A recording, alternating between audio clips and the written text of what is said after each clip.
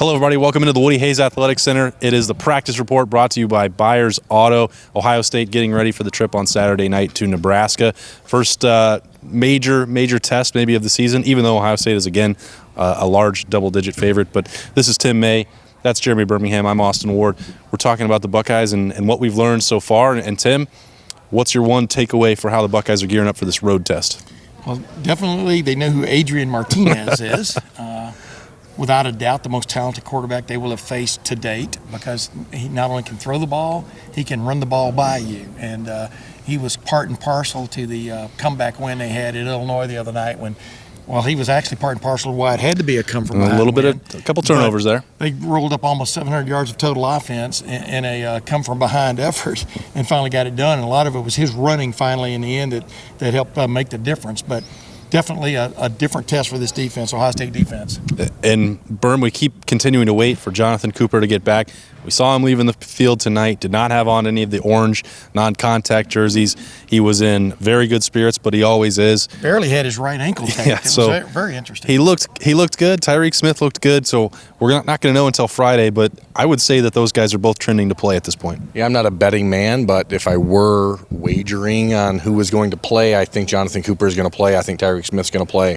I think Robert Landers is going to play. I think everyone is going to play on that defensive line except for Teron Vincent. And, what the Buckeyes need is as many defensive ends and as many defensive linemen as possible, because as Tim mentioned, chasing down Adrian Martinez is how they're going to spend a lot of their night on Saturday.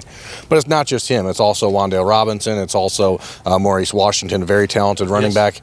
And I think Nebraska, as you alluded to, it's the first real test of the year because they have playmakers, J.D. Spielman on the outside. They've got good running backs in Maurice Washington and Robinson, and then the dual threat ability of Adrian Martinez. So for Ohio State, it's all about having bodies, and it's about having guys who are able to go out and get it. And I think that they'll have all the full complement back this weekend. As Big Ten teams go, this is a definite step up from Indiana. I mean, for want of another term.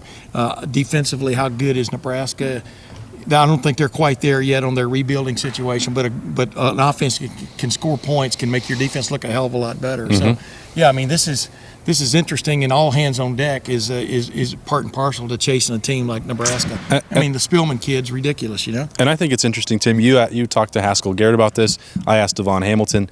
They've been looking forward to this one for a while. They said they've had it circled since February. And I think that there's a reason for that. I mean, it's not because Nebraska is the most dangerous team on their schedule, but if you looked at the first 4 weeks, Ohio State could do whatever they wanted. They could roll out a base defense. They could, hand the football off and beat Indiana without having to really worry about anything else on offense. This is not a game where you would expect Ohio State would just roll the ball out there and win. I mean, and so I think that's why you're listening to these guys, and they know the offensive personnel that they're about to encounter.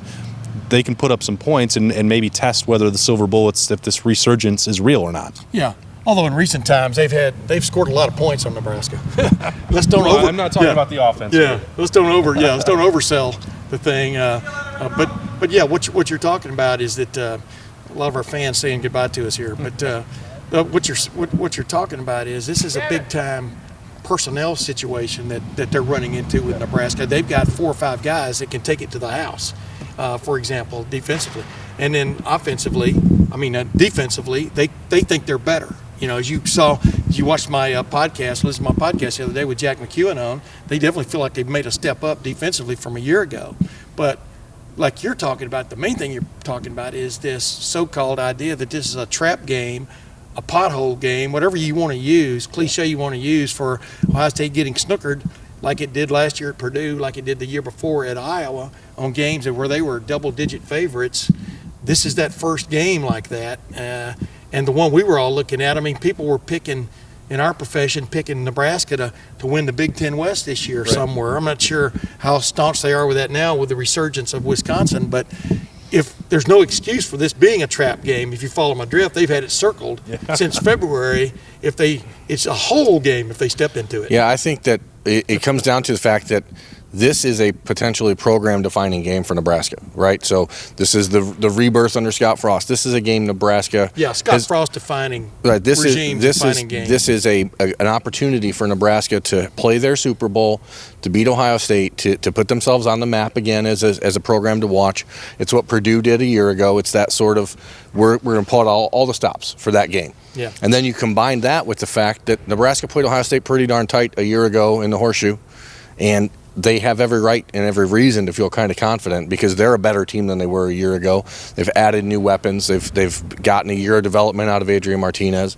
I think that it's impossible for this to be a trap game because I know there's nobody in that locker room who isn't aware of what Nebraska can do with, Exactly. top to bottom. Okay, 1 to 85, Ohio State's roster is 10 times better than Nebraska. 1 to 5, 1 to 6, 1 to 7.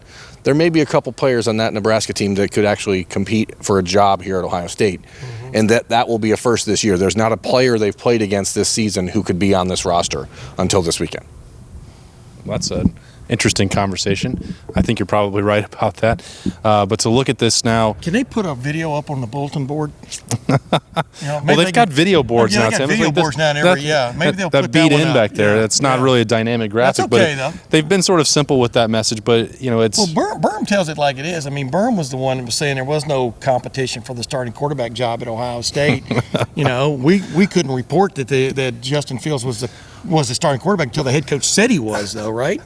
I mean, so I think Birm has his finger on the pulse. I mean, anybody who covers recruiting like he does knows who has and who has not. Well, I think what's interesting about this, them not looking ahead, not having the trap, I get all that. They played Nebraska a year ago, and Birm brought up 36-31. Well, Nebraska can be better, but Ohio State is also leaps and bounds better than they were. In there. Yeah, I think Ohio State offensively is better than last year because of the two-headed. It's actually a three-headed monster now because they've got a running back on the rails. They've got a passing game that is in its own right, and then you got that quarterback again that can beat you with his feet. Nebraska is not going to stop the Ohio State offense, and I think that the Ohio State defense is roughly 100 times better than the one that was on the field last year. So I don't want to spoil it there. I did already give a prediction on Lettermen Live this week, but this is the practice report brought to you by Byers Auto. So let's shift to that offense a little bit, and I think, Tim, for me, that I asked Justin Fields this yesterday. Ryan Day feels they won't acknowledge that he's being told not to run.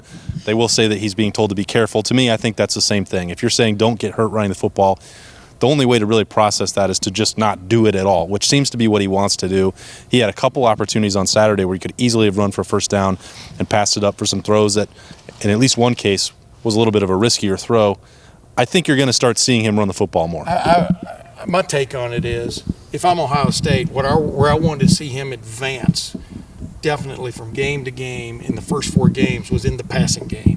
Mm-hmm. This guy is a special runner, and he can turn it on at any moment, with 4.38 speed. So what you wanted to see him do was play within the confines of the offense from the standpoint of make something happen with the passing game. That's what definitely is gonna set him apart as this season goes along, is the ability to throw the ball, and when that breaks down, beat everybody with his speed. And so I don't know if you can ever tell a guy to be careful out there. You can tell him to slide. Yeah. But, anybody who's ever stood at field level during a football game knows there's no hiding.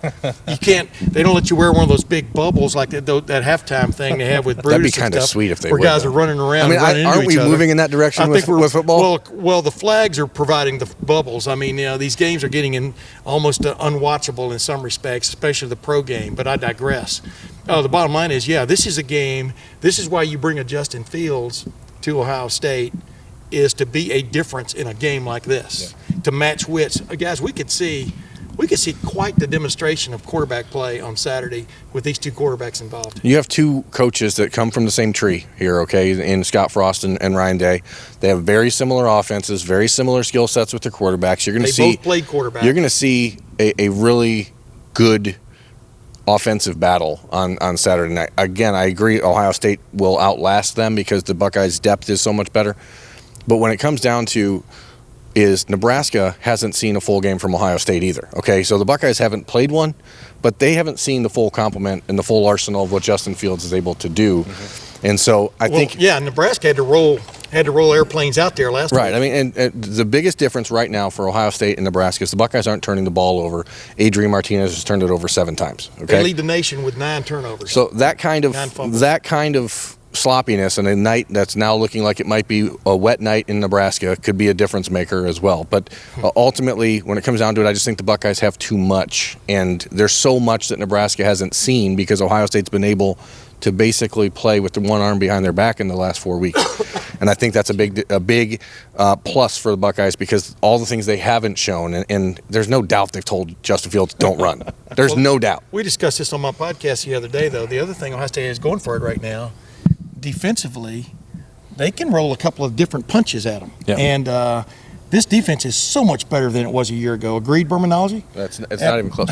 Yeah, I mean, and it's just from a discipline standpoint. I mean, when they put that bullet in the other day, 1 minute they broke off in the zone, next minute they're pressed man on the edges, but still in the zone. Yeah. I mean, that's the way. That's the kind of weapon you have to have defensively when you go against a guy like Adrian Martinez, where several players on the backside of the defense aren't necessarily involved with their guy, but they're watching the big picture. And I just think the Ohio State defense is going to be the difference, if you want to call it that, in this game. Yeah, I think that, and the key thing that Birm brought up when you're talking about Adrian Martinez and Justin Fields putting on a show is that Justin Fields will not turn the football over. He seems to go out of his way to protect the football. Which very JT I Barrett. don't know if I'd go absolute on that, but I see what well, you're saying. at this, I see where you're I mean, going. at this point, you don't see him taking chances with the football, and he's not running with it carelessly out. And I mean that knocked out of his hands for a safety the other day. Well, he did. That does count. That wasn't on a scramble or anything. That was a complete breakdown of a blocking assignment. But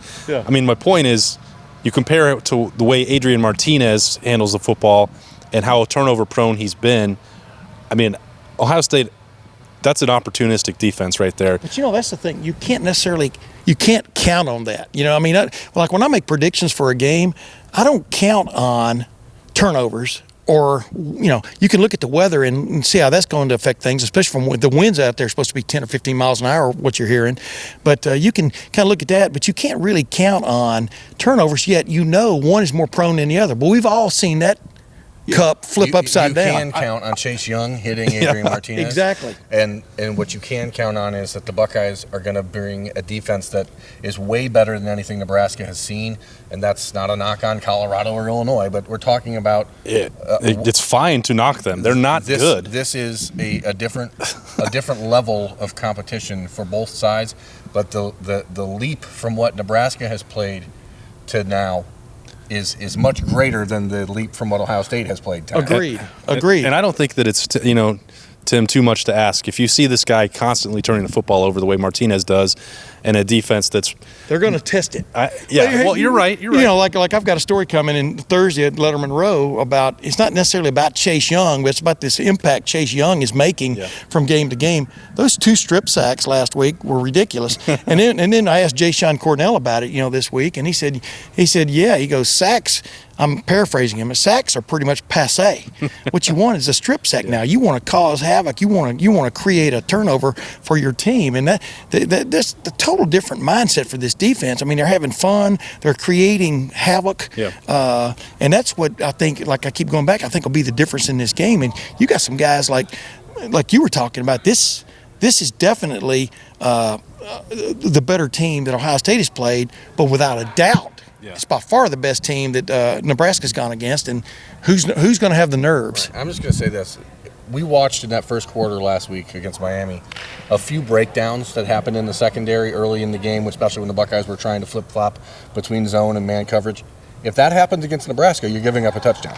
So those types of things are really what I think sets the tone for this game. It is really – Nebraska is going to come out with all cylinders firing. They're going to come out as juiced as they possibly can. They will have seen all that. So to me, it's about Ohio State weathering the storm, so to speak, in that first 8 to 9 minutes. And if it gets through that without anything crazy happening, Iowa, the interception return for a touchdown on the first pass of the game, the missed field goals at Purdue, the fake field goal at Purdue. The missed opportunities at Purdue were fake field goal at Dwayne Iowa. was like 2 inches off. You just can't have anything like that happen. And if that doesn't happen, this game is a blowout for Ohio State.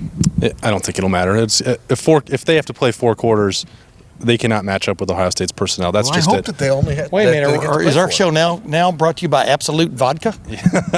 Well, It's an absolute sure. you just stated there.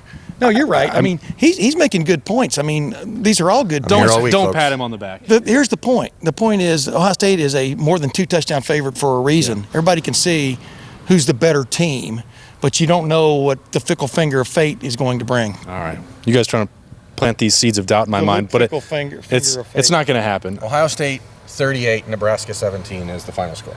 No. Are we picking yet? We're not. I didn't get to pick because I'm not on Letterman Live anymore during Mondays because I'm not. But that's fine.